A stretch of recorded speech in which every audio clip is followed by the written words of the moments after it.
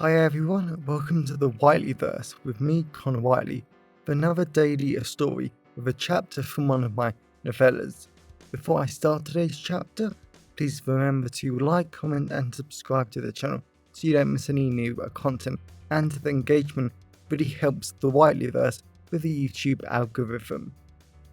Also, if you want to buy this book and any of my other fiction, then they're all available from all major ebook retailers.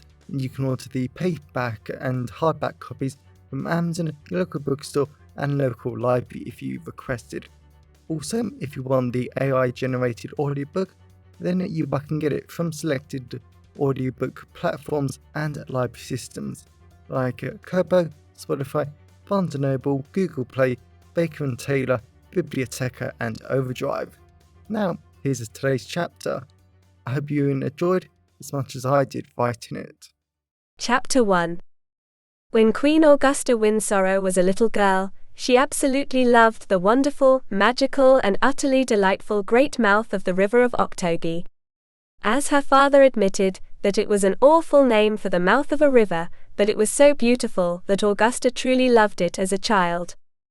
The mouth of the river stretched for tens of kilometers, and the perfectly warm water of the river flowed into the calm, relaxing sea that Augusta loved to swim in, and naturally drag her poor little brother in to join her. The gentle slopes of hills lined the mouth of the river, with Octogi's smooth brown hills watching over proudly, and the sharp black hills of the next kingdom over always looking like they wanted to strike her down as a child, but she didn't mind because the mouth was always so warm to swim in. And even though the mouth of the river was only about a kilometer or so wide, Augusta swam across it regularly, and went briefly walking on the forbidden shores of the brutal, powerful and foul kingdom of Jasper. The river was the natural border between them, and even though it was dangerous for her as a princess, she wasn't going to let some silly rules stand between her and childhood joy. Times had changed a lot since then. As Augusta flew over the mouth of the river on the back of her beautiful dragon Cargo, with his delightful blue shiny scales, she shook her head at the sheer horror of what had happened. Her sensational boyfriend, Charleston, with his handsome face, strong muscles and just perfect body, pulled her closer as he was sitting behind her on Cargo. Both of them had been racing back for 3 days from a faraway ring of islands, to get back to Octogi at the news that it was under attack from Jasper's forces. For the past 3 days Augusta had wanted it all to be false, but it clearly wasn't. The crystal clear and warm water of her childhood was now red with blood. Corpses of men and women laid in the river and even managed to form little islands of corpses. There was so much death here that Augusta hated it. The smell of death, rot and gunpowder filled the air, and Augusta just shook her head as the taste of meat on the turn developed in her mouth. She thankfully didn't need Cargo to be told to land as he did so, and Augusta hopped off her amazing dragon and she just shook her head. It was awful, and there were so many bodies of both sides but mainly her own. "We have to return to the palace," Charleston said, taking out his sword. Augusta didn't say anything, because she wasn't sure what was going to come out. She utterly loved her people, and she would never ever forgive herself if anything bad happened to them. She had only left for a few months to get an alliance with the elves and dwarves, to make sure they stopped supplying Jasper with weapons, materials and other critical things. Thankfully, after Augusta had helped them with a little supernatural problem, they had both agreed. So Jasper was weakened, but Augusta still couldn't believe that everything bad that could have happened did happen whilst she was away.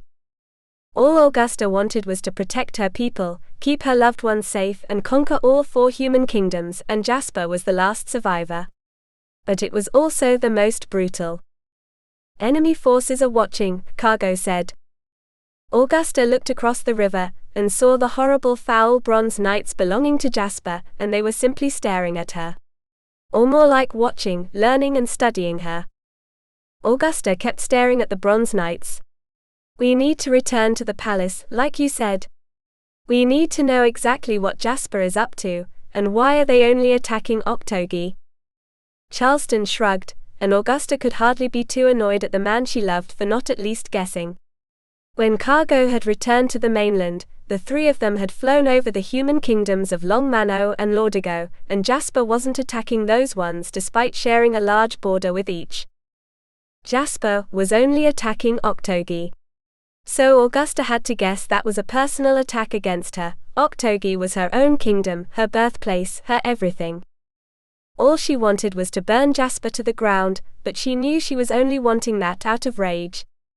And if she wanted to win against foul Jasper, Augusta sadly knew she had to be extremely clever here. The Jasper Emperor was no fool, and if she actually wanted to beat him, then she was going to have to outfox him. Because if she failed, the entire world, and all the species on it would die an agonizing death. Welcome back everyone, it's me again, Connor Whiteley. So I really hope that you enjoyed today's story, because I flat out love writing, creating stories and sharing them with you. If you really enjoyed today's story, then please remember to like, comment and subscribe to the channel so you don't miss any new content, and the engagement really helps the Whiteleyverse with the YouTube algorithms. And if you want to buy this short story or any of my other fiction, then they're available from all major ebook retailers, and you can get them from your local library if you requested, and you can order the paperback copies from Amazon, your local bookstore or local library if you request it. Lastly, if you want to support the channel on a one-off basis, then you can now buy me a coffee at buymeacoffee.com/Connor Whiteley. Also, if you know anyone who would enjoy today's story, then please share it with them. I'm always really grateful when you wonderful people help spread the word about the channel. So, thanks for watching the Whiteleyverse, and I'll see you again soon. Have a great day, everyone.